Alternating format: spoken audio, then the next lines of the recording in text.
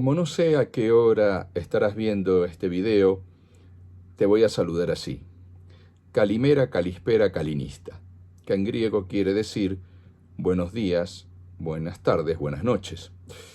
¿Y por qué en griego? Porque la historia que te voy a contar sucedió en Grecia hace muchos años atrás.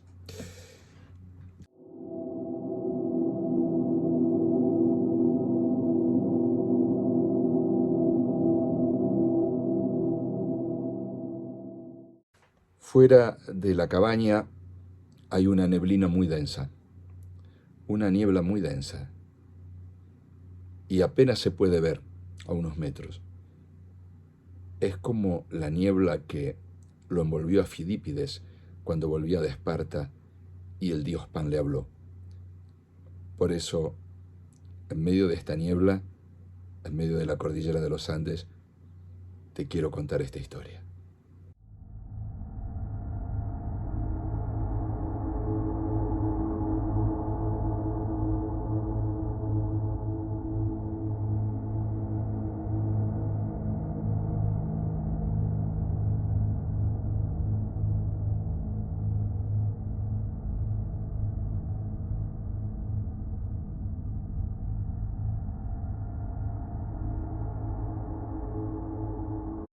Te voy a contar una historia que me fue referida durante una sesión de terapia regresiva. Es parte de la regresión, no toda, y el paciente ha dado su consentimiento para hacer público este relato. Hace 2511 años atrás, es decir, 490 años antes de la era cristiana, cuando sucedieron estos acontecimientos. En las poblaciones griegas bajo dominio persa, en las islas, en Jonia, se produjo una sublevación. Sublevarse no era solamente sacar al representante del rey de Persia, sino dejar de pagar tributos y comenzar a comerciar libremente. Sin embargo, no son solamente las motivaciones comerciales lo que lleva a las rebeliones. También hay a veces profundos motivos psicológicos, sociales y culturales. Tenemos ejemplos en todo el mundo actual de pueblos que piden su autodeterminación e independencia. Generalmente los que se rebelan están en inferioridad de condiciones frente a un poder central y hegemónico que suele imponer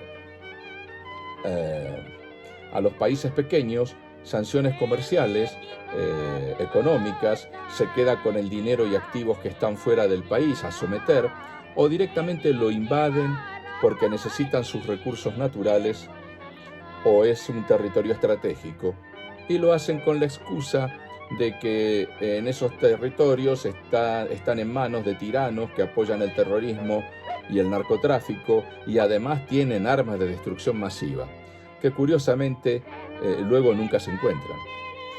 No es una actividad exclusiva ni fue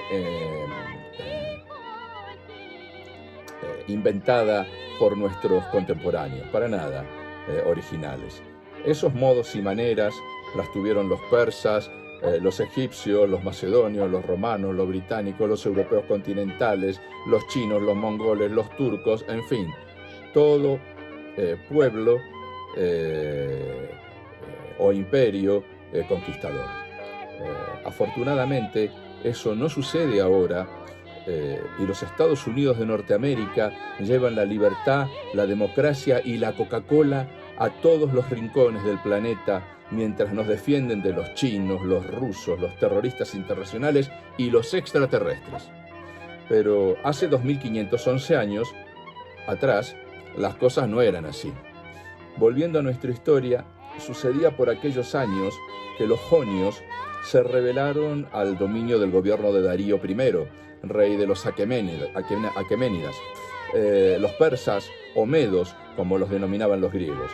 Y digo denominaban y no llamaban, porque realmente no los llamaban. Lejos estarían de llamarlos, los querían bien alejados. Hubo dos intentos punitivos contra los aqueos. Los aqueos, los griegos, para aquellos que no lo sepan. Es decir, los griegos sufrieron el asedio de dos grandes expediciones por parte de los aqueménidas, con un intervalo de unos 10 años entre una y otra. Y se los llamó guerras médicas, no precisamente porque las hicieran los médicos, sino porque los griegos llamaban medos a los persas, a lo que nosotros hoy llamamos persas. Y como esas guerras eran contra los medos, o entre los griegos y los medos, fueron llamados guerras médicas. En aquellas épocas, ciudades-estados griegas a veces hacían alianzas temporales con los persas para hacerle la guerra a un tercero. No era extraño que los reyes persas contrataran mercenarios griegos, ya que tenían fama de excelentes combatientes. Por otra parte, Darío I se tomó bastante a mal este tema de la sublevación de los jonios, y decidió no solamente reprimir a las colonias griegas insubordinadas, sino también castigar de manera ejemplar a los estados griegos que habían apoyado la sublevación, que eran Eritrea y Atenas. Organizó una expedición decidido a destruir y eliminar a todos aquellos que se le opusieran y que durante ese proceso sufrieran lo más posible. Como sea que fueran las cosas, aquí comienza el relato. Me cuenta mi paciente que él, en esa vida, es griego, hombre libre y ciudadano de Atenas, nacido en la tribu de Antioquía, la misma a la que pertenecían el padre y la madre de Sócrates, que nació en el año 470 y murió en el 399 a.C., es decir, nació unos 20 años después de que sucedieran todas estas cosas. Vivía mi paciente, según él refiere, en una casa de madera y material de piedra, caliza, blanca, con mármoles, con un gran patio central al que daban todas las habitaciones. Tenía frisos frescos y estaba bellamente decorada y adornada. La actividad de su familia era comercial, vinculada al vino de resina y al aceite de oliva, produciendo comprando estos productos a productores locales y exportando a lejanos lugares. Incluso su aceite llegaba hasta el norte de Italia. Era una familia acomodada y su vida no tenía grandes sobresaltos. Ayudaba a su padre y hermanos mayores en el negocio y pasaba sus días entre esas actividades, la palestra y el estudio de la filosofía, la matemática y la astronomía. Había en Atenas 10 tribus que conformaban la polis, es decir, la ciudad. Ante la proximidad del ejército aqueménida, los atenienses hacen zarpar su poderosa flota de trirremes de guerra, grandes navíos de vela cuadrada y 3 filas de remeros con una proa revestida de metal que era capaz de pasar por el ojo a un navío enemigo. Pasar por el ojo quiere decir atravesarlo por la mitad y partirlo, cortarlo. Los navíos atenienses que partieron de sus puertos se calcula que eran entre 187 y 300. Y además de esto, mandaron un mensajero a Esparta a pedir ayuda. Este hombre que fue a Esparta corrió entre 240 y 260 kilómetros en 2 días. En menos de 2 días este hombre recorrió 240 kilómetros corriendo en un terreno escarpado, montañoso. Y este señor, este buen hombre, era un hemeródromo. Un hemeródromo era un heraldo, un soldado y un corredor, un mensajero. Y se llamaba Fidípides. Y parece que en esos momentos, entre Atenas y Esparta, había una epimaquia. Una epimaquia es un tratado de asistencia mutua frente a ataques de terceros. Es decir, que Atenas estaba obligada a asistir a Esparta y Esparta, por contrapartida, estaba obligada a hacer lo mismo y asistir a Atenas si era atacada. Entonces, Fidípides corrió en ese terreno montañoso, subiendo y bajando por las escarpadas y filosas piedras, y llegó a Esparta. Y parece ser que cuando llegó a Esparta, les dijo: hijos de Lacedemón, los pobladores de la ciudad de Palas Atenea necesitan de vuestra fuerza y vuestros valientes brazos. Levantaos y dejad la paz de vuestros hogares, ya que toda Grecia está en peligro.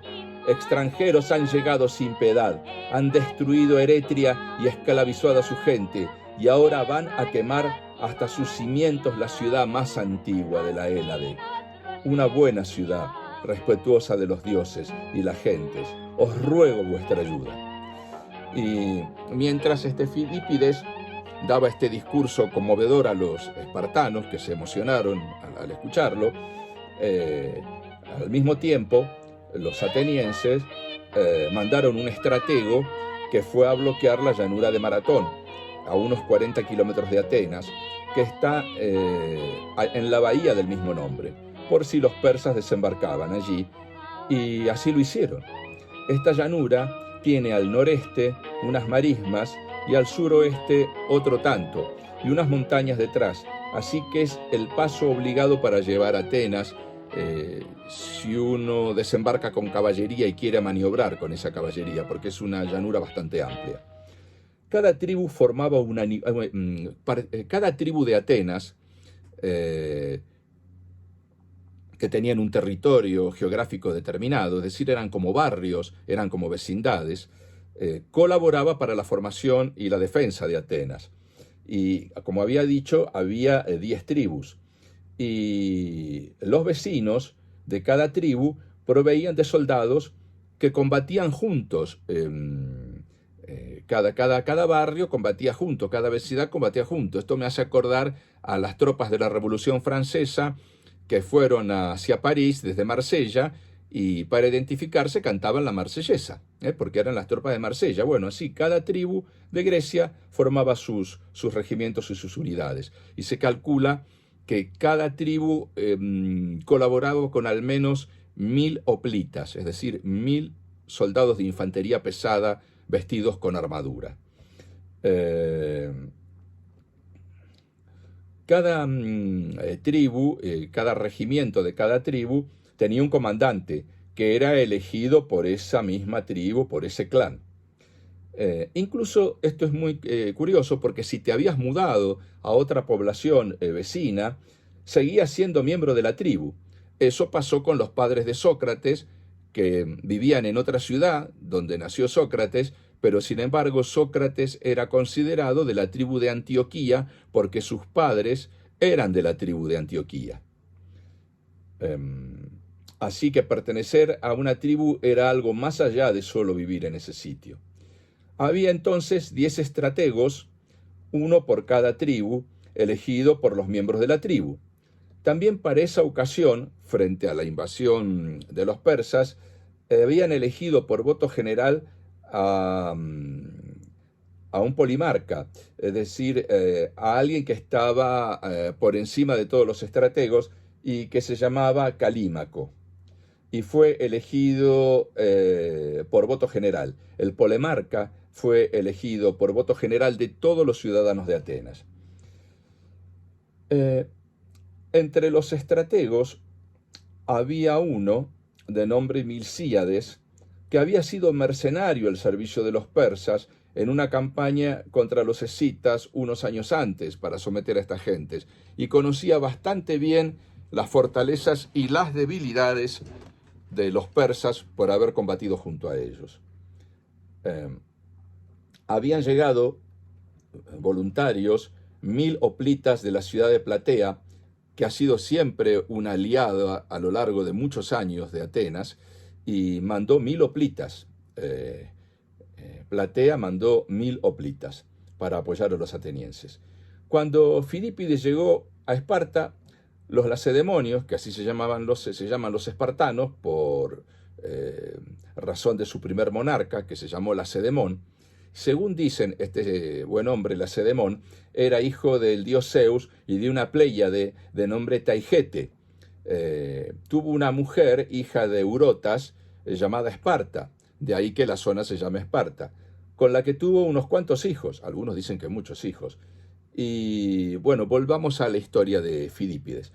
Fidípides, cuando llega a Esparta, se encuentra que faltan 10 días para que terminen unas fiestas que estaban celebrando los lacedemonios, los espartanos, que se llaman Carnias, que eran fiestas en honor del dios Apolo Carnio. En realidad, los primitivos habitantes de la zona, los dorios, adoraban una divinidad antigua que se llamaba Carneo y que tenía que ver con el ganado.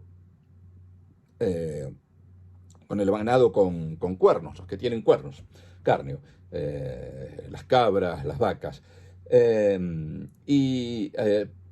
Con la adoración de los nuevos dioses, con la incorporación del panteón de los olímpicos, se unieron las fiestas de Carneo con Apolo, y entonces se lo llamó Apolo Carnio, y esas fiestas en homenaje a Apolo se habían superpuesto con las fiestas que ocurrían para esa fecha con esta anterior divinidad primitiva doria.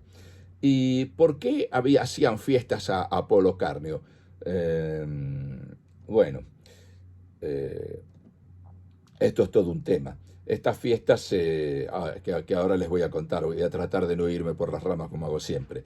Estas fiestas se celebraban en el mes Metagitnión. El mes Metagitnión, un mes lunar de estos griegos, de los espartanos, coincidía más o menos entre la mitad de agosto y la mitad de septiembre. Por eso se calcula que la batalla de Maratón ocurrió o el 12 de agosto o el 12 de septiembre.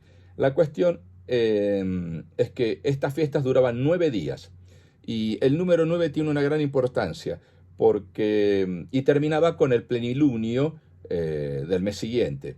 Y durante esas fiestas en las que 9 hombres en edad militar de cada una de las 3 fratrias espartanas eran apostados en 9 esquiades, que eran unas especies de tiendas. Se ponían unos palos, unas lonas arriba, y ahí se dejaba a los 9 hombres pertenecientes de las 3 fratrias espartanas.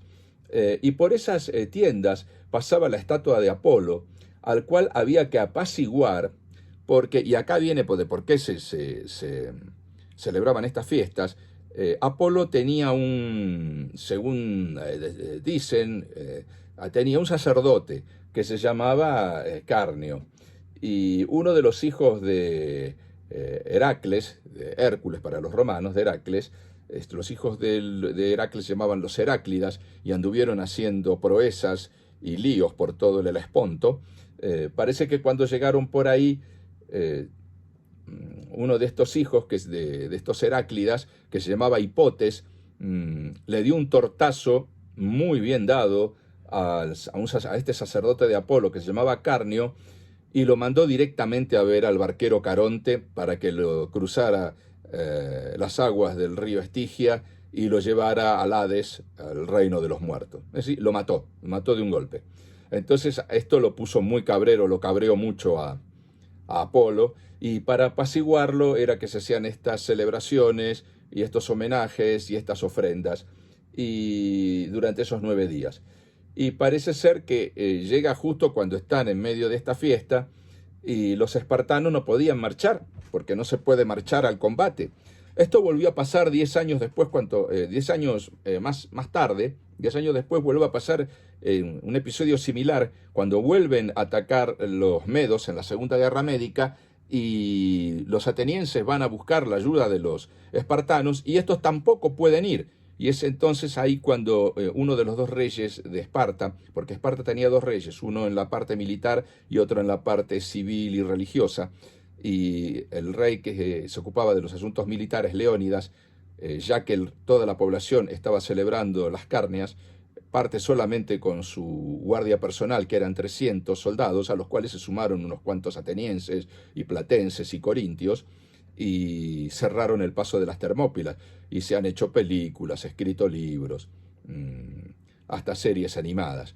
Bueno, Pero volvamos a las Carnias de la época de Fidípides. Entonces le dicen que los espartanos a Fidípides que van a tener que esperar, que van a poder marchar recién en 9 días o 10 días. Así que Fidípides se tuvo que volver solo, él y su alma, y la gente comenzó a preocuparse mucho mientras tanto en Atenas. ¿Por qué? Porque se habían enterado de la caída de la isla de Eretria, que había sido asediada y sitiada por los persas durante 7 días, logrando vencerla, y la ciudad fue destruida e incendiada por completo, y los habitantes que no fueron asesinados fueron hechos esclavos, todos vendidos como esclavos. Así que así era la ira de Darío. Así, ese hombre era Darío, ese tipo de hombre era Darío. Los atenienses, colonos clerucos de la ciudad de Calcis, en Eubea, mandaron 4.000 hoplitas, que cuando vieron lo que estaba sucediendo y lo que era el ejército de Darío, que tenía más de 120.000 hombres y 600 buques, 300 de carga y 300 trirremes, los clerucos de Calcis salieron corriendo, los 4.000 hoplitas. ¿Qué era un cleruco? Un cleruco era un colono que originalmente era un hombre libre, que por diversas situaciones se había convertido en pobre. Entonces, si estabas en esa situación de necesidad y de pobreza, el Estado ateniense te asistía y te daba la posibilidad de reubicarte en un territorio ocupado, conquistado. Se te daría una parcela de tierra que te permitiría vivir dignamente y mantenerte con todos los recursos necesarios como para ser un hoplita. No era barato ser un hoplita, porque había que comprarse la armadura, que era bastante cara, y las armas. Pero el Estado te daba las facilidades de emigrar a una de las colonias, te daban tierras, te daban unos dinerillos, y eso les permitía a los atenienses, en su fase expansiva y colonizadora, tener guarniciones en esos territorios, a costa de estos necesitados que se beneficiaban de esta manera y dejaban de ser necesitados. Y poder vivir dignamente. Y además servir como ciudadano útil con todas tus obligaciones civiles para el ejército ateniense si se te requería. Esas colonias con esas guarniciones seguían administradas desde el poder central de Atenas y no constituían territorios independientes bajo ningún punto de vista. Tenían el mismo modo de administración y seguían siendo ciudadanos de Atenas los que vivían allí, no perdían su condición de ciudadanos de Atenas. Se organizaban en asambleas, tribus, consejos, tenían sus magistrados y los mismos deberes y obligaciones y beneficios hacia la polis. En lugar de dar limosnas y planes asistenciales, los gobiernos deberían plantearse asistir a los pobres de esta misma forma, como hacían los griegos hace 2511 años, y de esa manera formaban y hacían ciudadanos útiles que se sentían orgullosos y satisfechos de poder ganarse su sustento con sus propias manos. Sería una buena forma de que se poblaran territorios como la Patagonia, Argentina. Bueno, volvamos y se sacara toda esta gente que vive hacinada en casas miserables en el conurbano bonaerense o de Entre Ríos o el Gran Mendoza o el Gran Rosario. Pero bueno, volvamos a nuestra historia. Siendo así las cosas, mi paciente me refiere que él era un hoplita, un soldado de infantería pesada que llevaba una panoplia. ¿Saben lo que es la panoplia? Una panoplia es pan. Es una palabra griega, pan, que quiere decir todo, la totalidad. Por ejemplo, panamericano, la ruta panamericana, la ruta de toda América, los juegos panamericanos, los juegos de toda América. Pan es todo. Y oplia viene de oplita, así que panoplia es todo lo que lleva un hoplita, todo lo que carga un hoplita.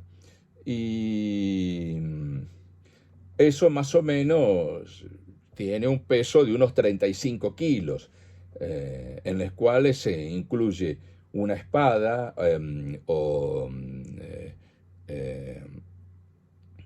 una espada relativamente corta, no era una espada muy larga, pero tampoco era una espada corta, el sifos, una lanza que se llamaba Dori, una lanza se la llamaba Dori a la lanza.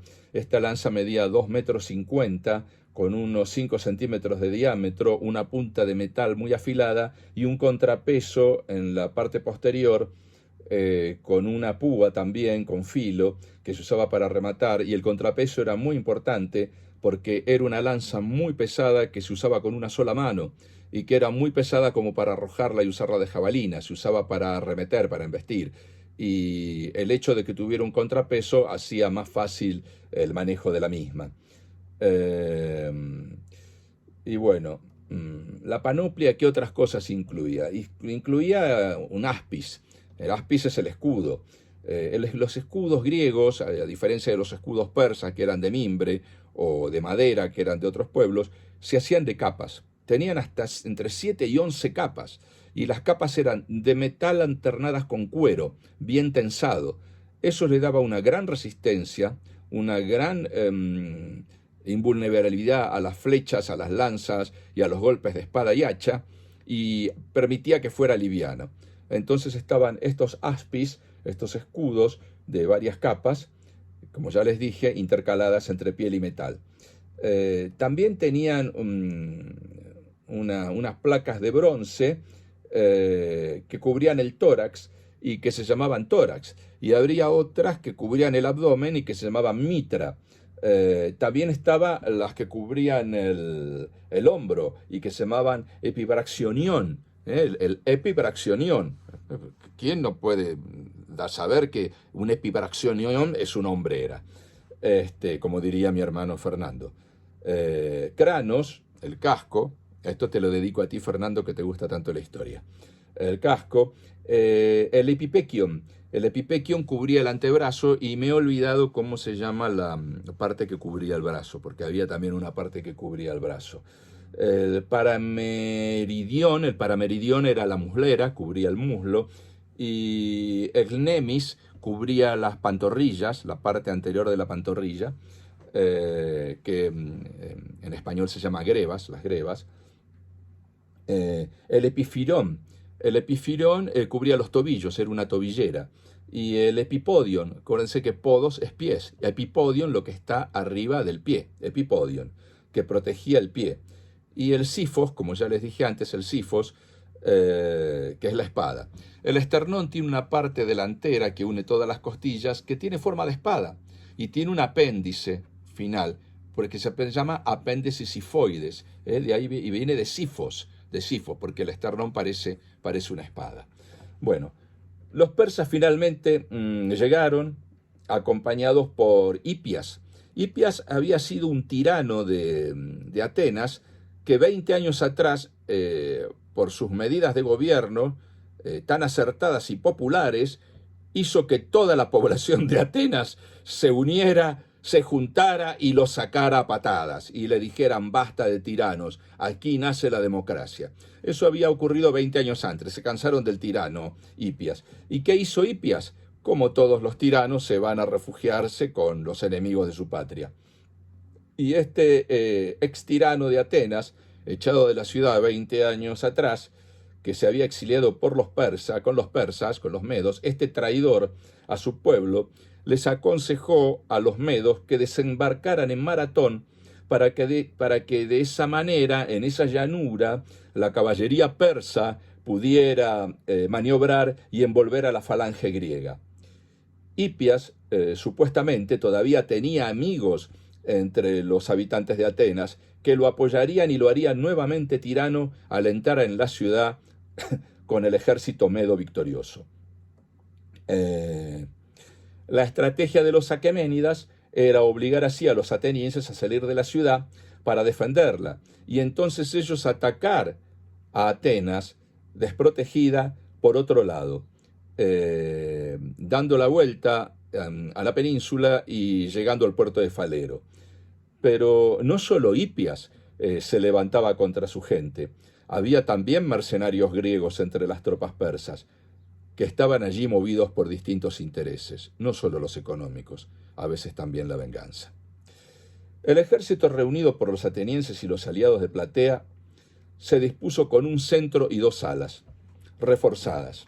El ala derecha, mandada por Calímaco, el comandante de todas las tropas, y en el ala izquierda estaban los 1000 hoplitas platenses, comandados por un comandante platense. Y en el centro se dispusieron principalmente dos tribus, los Leóntidas y la tribu de Antioquía, la tribu de mi paciente, la tribu a la cual perteneció Sócrates. Entonces, Milcíades, el que había sido mercenario con los persas, quería atacarlos. Y Arístides, el estratego de los antíocos, el estratego de la tribu de Antioquía, lo apoya. Y esta también era la idea del polemarca Calímaco.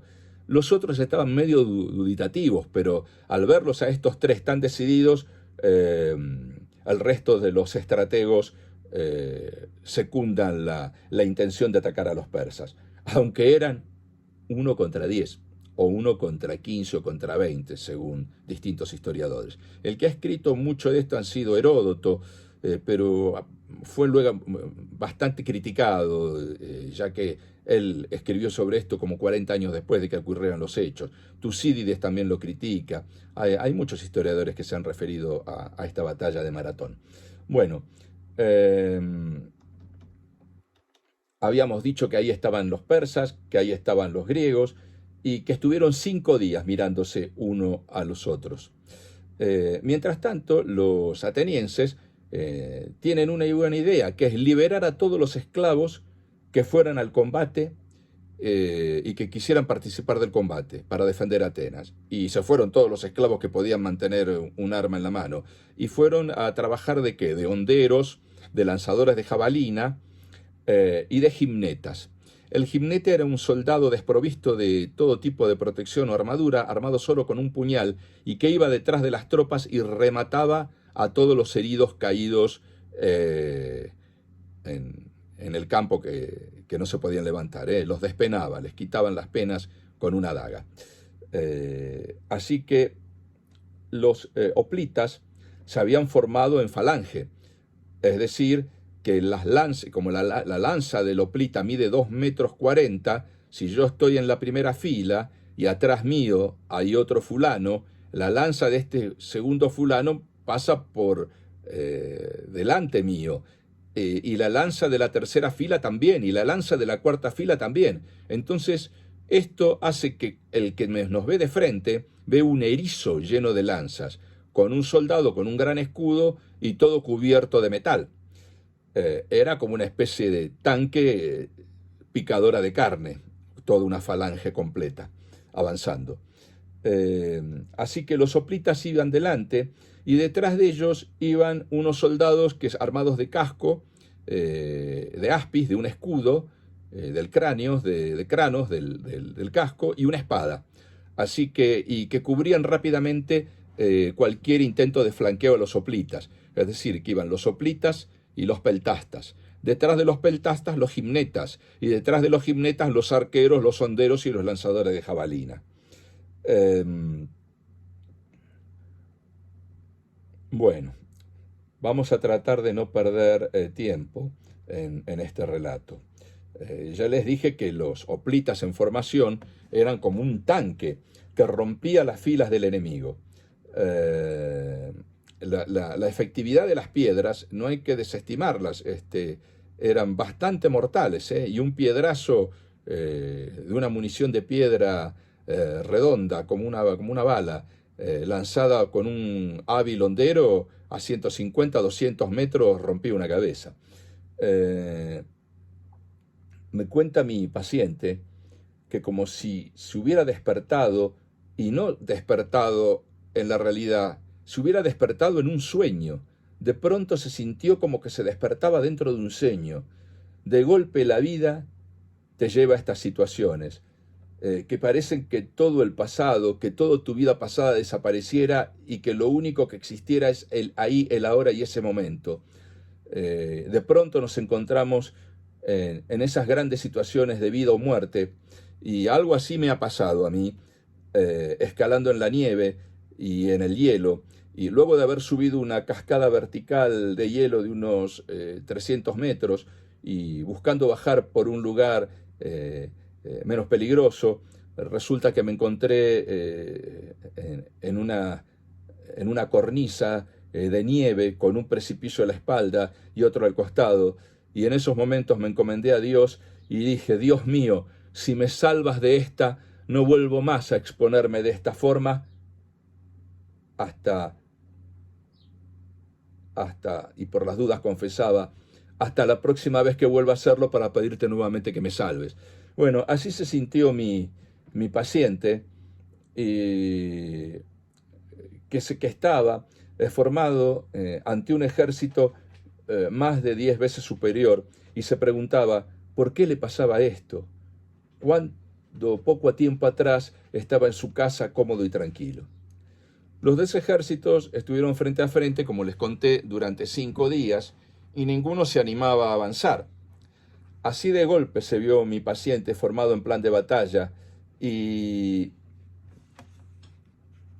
él en la tribu de Antioquía, y estaba en el centro, como les conté, el comandante de la tribu de Antioquía se llamaba Arístides, y al mando de los Leóntidas, que formaban al lado de los Antíocos, estaba su comandante Temístocles. En aquella época los comandantes iban al frente de sus hombres, no como ahora, o como los comandantes de los últimos 200, 300 años, 200 años diría yo, porque en las guerras napoleónicas morían mucho los comandantes, y en la Segunda Guerra Mundial también. Hablo de los comandantes que se quedan en el Estado Mayor, esos que mandan a sus tropas.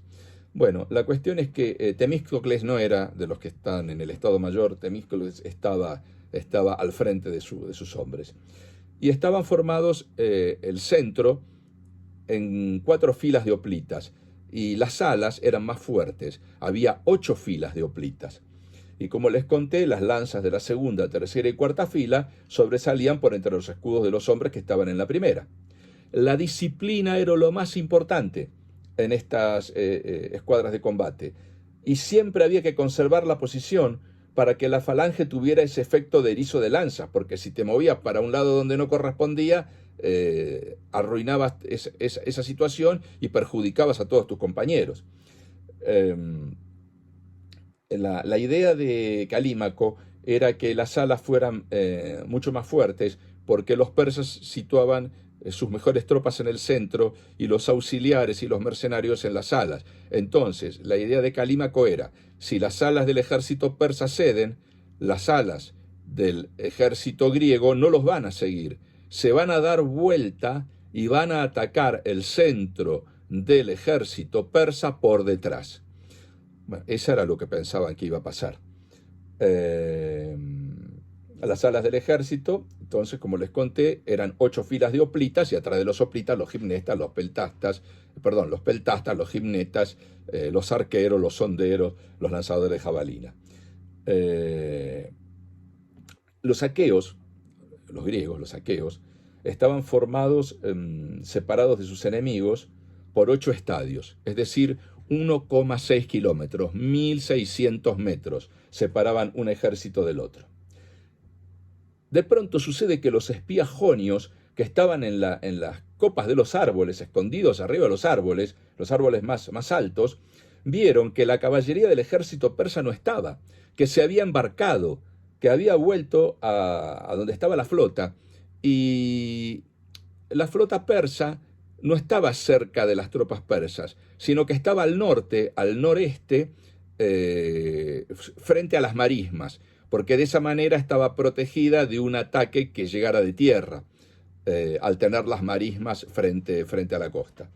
Entonces, acá había 2 cosas importantes. Una, que la caballería que podía flanquear a las falanges de los hoplitas y atacarlos por atrás y destruirlas, no estaba. Así que había que aprovechar ese momento. Pero también podía ocurrir otra cosa, que la caballería estuviera embarcada y dirigiéndose hacia el puerto de Falero e ir a atacar a Atenas desguarnecida. Entonces, acá había una sola posibilidad de dar vuelta al destino y que 1 contra 10 vencieran en esa batalla, y al mismo tiempo significaba que la flota persa con su caballería, mientras el ejército ateniense estaba detenido en Maratón, que quería atacar el puerto de Falero y la ciudad de Atenas, no lograra hacerlo. Así que había que derrotar a los persas rápidamente y volver a Atenas lo antes posible. No había tiempo para dudas, había que ir hacia adelante, ya mismo. Mi paciente entonces me cuenta que se adelantó y volviéndose hacia sus compañeros les gritó: hermanos, ciudadanos de Atenas, detrás nuestro quedaron las mujeres, los niños y nuestros ancianos padres, nuestras casas y nuestras costumbres, los templos, la academia, las escuelas, la palestra y lo que conocemos como nuestra forma de vida, libre y sin tiranos. Enfrente están estas gentes crueles e insolentes que vienen a terminar con todo eso, violar y vender como esclavas a nuestras hijas, esposas y madres, matar a todos los niños varones, quemar nuestra ciudad hasta los mismos cimientos y borrar de la memoria nuestra cultura. No habrá ni hay piedad para nosotros, ya estamos muertos si no somos capaces de cambiar la historia. Somos la última oportunidad y esperanza para nuestro pueblo, la barrera entre la barbarie y la civilización. El estrategos se volvió, Arístides, cuando lo escuchó a este tío que empezaba a hablar y a decir todas estas cosas, se volvió, pero lo dejó continuar, mientras la voz potente de este hombre, al cual conocía bien, ya que era su segundo al mando y su amigo personal, no se animó a interrumpirlo, porque parecía poseído por el espíritu de los dioses, o del dios Pan, que se le había aparecido a Fidípides a su regreso de Esparta. Cuando estaba corriendo en Tegea, en Arcadia, sobre el monte Partenio, cayó una espesa bruma. Sin embargo, a riesgo de caer, no interrumpió Fidípides su paso, aunque tuvo que aminorar la velocidad un poco, y escuchó una voz gruesa y fuerte que decía: «Fidípides, Fidípides, ¿qué haces? ¿Por qué tu gente no me llama cuando siempre los he ayudado antes? ¿Van a pedir a los lacedemonios y no recurren a mí, que los he salvado en el pasado y lo haré en el futuro?» Milcíades es alertado primero de que no hay caballería. Entonces comunica al Polemarca, a Calímaco esto. Se escucha la trompeta de formación de ataque y mi paciente gritó con voz fuerte que sonaran los escudos de los peltastas. Y los escudos de bronce de toda la tribu de Antioquía fueron golpeados por las espadas, sonando como un trueno, aterrador, un trueno de terror y miedo que anunciaba la muerte, que fue imitado por las otras tribus. Los persas, armados con escudos de mimbre y sin más armadura que su piel, escucharon el trueno del metal como el mal presagio de una tormenta que trae la muerte. La falange, en total coordinación, comenzó su avance a un paso rápido. Recordemos que esta gente lleva un peso de 35 kilos, con una armadura que dificulta tus movimientos. Estar en armonía sin dejar huecos era vital para sobrevivir otro día más y ver el sol. El avance se comenzó con un grito de guerra, el grito de guerra de 11.000 gargantas que gritaron «El Aleph, el Aleph». Ese era el grito de guerra de los griegos, «El Aleph, el Aleph». Los persas dispararon una lluvia de flechas que cayeron delante de los griegos. Entonces pasó algo insólito. Mi paciente, luego de avanzar los primeros 600 metros, comenzó a correr, pero a correr a toda carrera, dejando a Arístides detrás, el comandante. Entonces se adelantó Arístides corriendo, que eso era algo más que un trote ligero, era la carrera. Cuando los compañeros de mi paciente y los soldados de Arístides vieron que comenzó a correr, ellos lo alcanzaron y de golpe toda la tribu de Antioquía se adelantó y estaba corriendo hacia los persas como endemoniados. Los leóntidas, al ver a los antíocos correr, corrieron también y los alcanzaron, y de golpe todo el ejército griego estaba corriendo los hoplitas con más de 35 kilos de peso y los persas que los veían no podían creerlo. Sabían y temían al impacto de la apisonadora que era la falange, pero ningún hombre con armadura pesada puede correr más de 1 kilómetro, y menos llegar con fuerza para blandir la lanza o la espada o lo que sea. Debían caer rendidos. El sonido de los escudos, el tronar de las espadas sobre los escudos de bronce de los peltastas, el grito, el elef de 11.000 voces, y a medida que se acercaban, con el peso de los hoplitas, calculen, un hombre fornido, atlético, lleno de masa muscular, tendría que pesar entre 70 y 80 kilos, 90 kilos tal vez, más 35 kilos, eso eran 115 kilos, 110 kilos golpeando la tierra de 11.000 hoplitas. Entonces, al correr, caen con su peso y hacen temblar la tierra. En ese punto comenzaron a correr con toda su fuerza, como liebres. Calímaco y Milcíades preguntaban: ¿quién dio la orden de correr? Es una locura. Bueno, todos a correr, dijo Milcíades. Así que las alas también comenzaron a correr para no quedarse atrás y no romper la formación. Los platenses, al ver a los atenienses correr, también corrieron. Un espíritu, o muchos espíritus, parecía que los habían poseído. La velocidad de unos 30 kilómetros por hora y el peso de entre 70 y 85 kilos de cada cuerpo, con unos 35 kilos de armadura, hacía un total más o menos un promedio de entre 105 y 115 kilos. Redondeemos en 110 kilos. Si calculamos la fuerza de impacto en kilogramos metro, esto sería que la energía cinética es igual a masa por velocidad al cuadrado sobre el doble de la velocidad de aceleración, que en este caso sería 19.6133. Es decir, que el cálculo me da unos 358 kilogramos metro. Quiere decir que el impacto que recibiría un persa cuando el griego llegara corriendo, esos 110 kilos se habían multiplicado a 358 kilos. Era como si te golpeara una mole de 360 kilos. Eso es lo que tuvieron que resistir los persas cuando se les cayeron los griegos encima. Así que cuando la falange griega chocó contra las filas de los persas, con sus lanzas por delante, los golpearon con esa fuerza, de 358 kilogramos metros. El centro del ejército persa, donde estaban las tropas de élite, resistió el choque, pero las alas no. De hecho, los persas de las alas, cuando vieron cómo corrían los griegos, que ya habían quedado las flechas por detrás de ellos y que los tenían encima y que no se cansaban, dieron media vuelta y se escaparon. Y al salir corriendo y dar la espalda al enemigo, estás muerto, estás perdido. Los hoplitas griegos dejaron que se escaparan las alas del ejército persa y dejaron que tras de ellos fueran los peltastas, los gimnetas, los arqueros, los honderos, los lanzadores de jabalina, etc. Toda esa gente. Y se dieron vuelta a los hoplitas de las alas, rodearon al centro del ejército persa y fue una catástrofe. Cadáveres y pedazos de cuerpos tendidos por todo el campo y los persas escapando. Los persas que pudieron escapar del centro trataron de llegar a sus barcos que estaban por detrás de las marismas, y la mayoría de los que pudieron escapar se terminaron ahogando en las marismas, es decir, se destruyó el ejército persa. Algunos lograron llegar a los barcos y se fueron. Sin embargo, la proeza de aquellos soldados no había terminado, sus esfuerzos no habían terminado. Calímaco calculó que los medos podían ir hacia Falero y Atenas y atacarla desprotegida, así que todo el ejército inició una marcha forzada con todo su equipo de 40 kilómetros para llegar tras los muros de Atenas.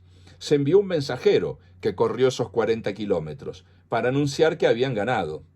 Había que llegar a Atenas en menos de 10 horas, ya que ese es el tiempo que le llevaría a los persas pasar por el cabo Sunión y remontar y llegar al puerto de Falero.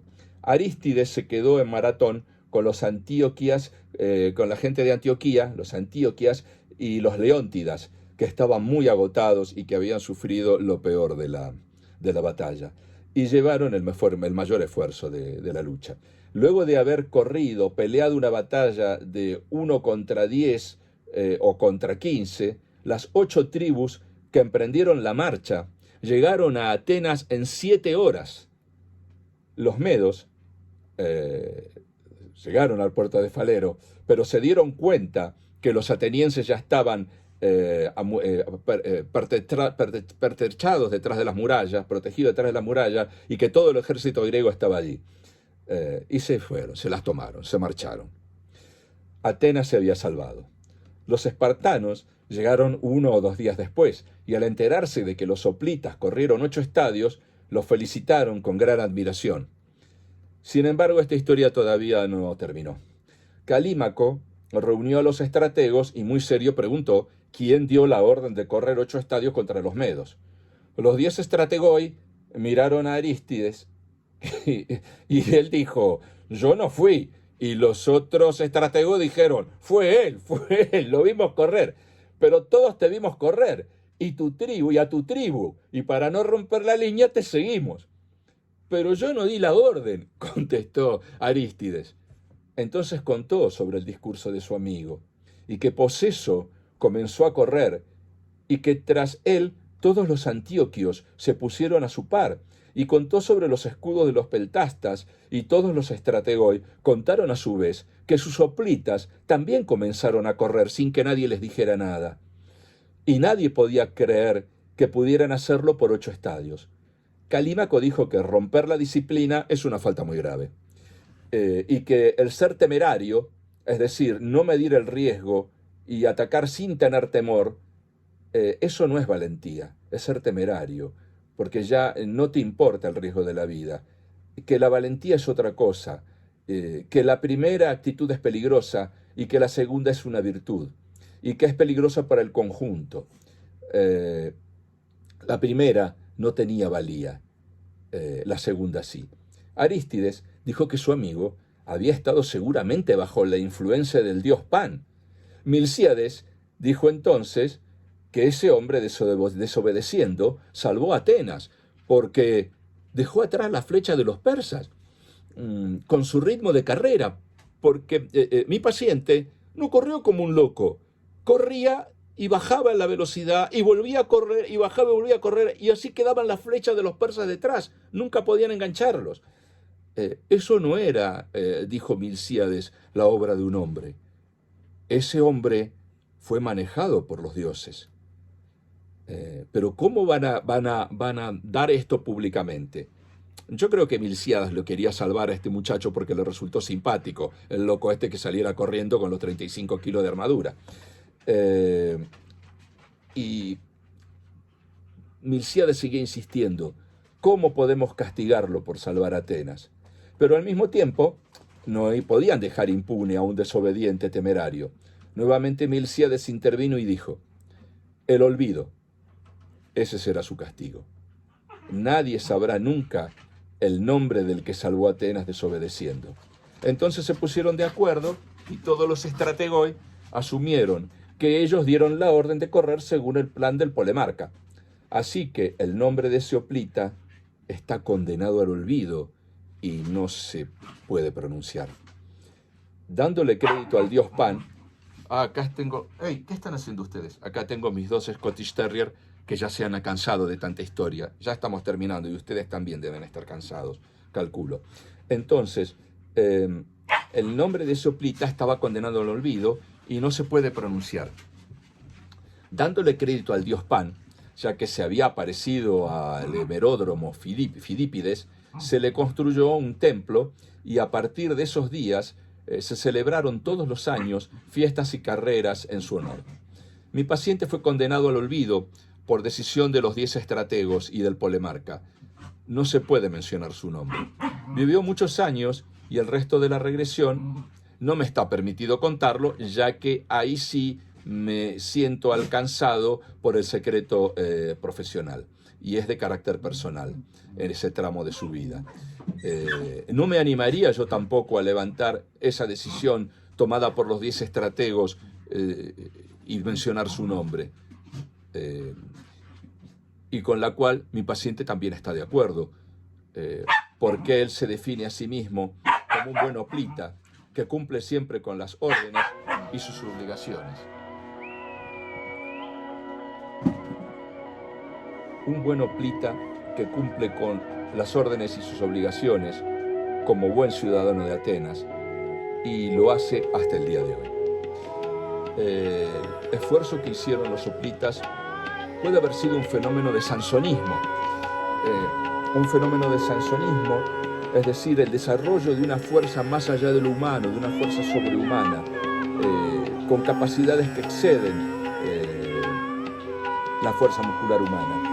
Y se han reportado muchos casos, por ejemplo, de madres que han levantado autos para salvar a sus hijos que habían sido atrapados, y que los han levantado y los han sostenido esos autos por 5 minutos. Madres flaquitas que han visto jóvenes como su pequeña criatura cae en una boca de tormenta y se dirigen hacia allí, y la boca de tormenta que estaba floja la levantan con una mano, con el índice y el pulgar, como están filmadas en Rusia por cámaras de seguridad, y lanzan a un costado esa tapa de boca de tormenta, y ellas se meten allí para salvar a su criatura, y lo logran. Sí, estos casos de sansonismo, de fuerza sobrehumana ante situaciones de gravedad extrema, han sido documentados. Pero díganme, ¿puede ser que todo un ejército de 11.000 personas haga un esfuerzo sobrehumano coordinado y que luego continúen por 7 horas más para volver a defender la ciudad luego de haber peleado una batalla y ganarla? ¿Qué pasó allí hace 490 años antes de Cristo? ¿Fue sansonismo o el dios Pan, o la diosa Palas Atenea, o todos los dioses que protegían Atenas? ¿O simplemente la locura contagiosa de un temerario anónimo que la transmitió a todos sus compañeros? Un ser humano, según la ciencia, puede correr hasta cerca de 64 kilómetros hora, pero la velocidad máxima de medida hasta hoy parece ser que ha sido 42 kilómetros por hora. La carrera de los hoplitas estimo que fue de unos 30 kilómetros por hora, con 35 kilos de peso, con una armadura que limitaba los movimientos durante 1,6 kilómetros. Llegaron embistiendo a los medos con una fuerza de impacto de 360 kilos por metro. Pelearon, ganaron y luego recorrieron con todo su equipo 40 kilómetros para volver a la ciudad de Atenas, para pelear otra vez. Ante todo esto, ¿usted qué opina? Bueno, este es el final y espero que les haya gustado esta historia. Recuerden que su vida personal es la más increíble y maravillosa de las aventuras que les ha tocado, y que pueden transformarse día a día en su camino de aprendizaje y superación. Y según sea la hora en que me estás viendo, te digo Calimera, Calispera o Calinista.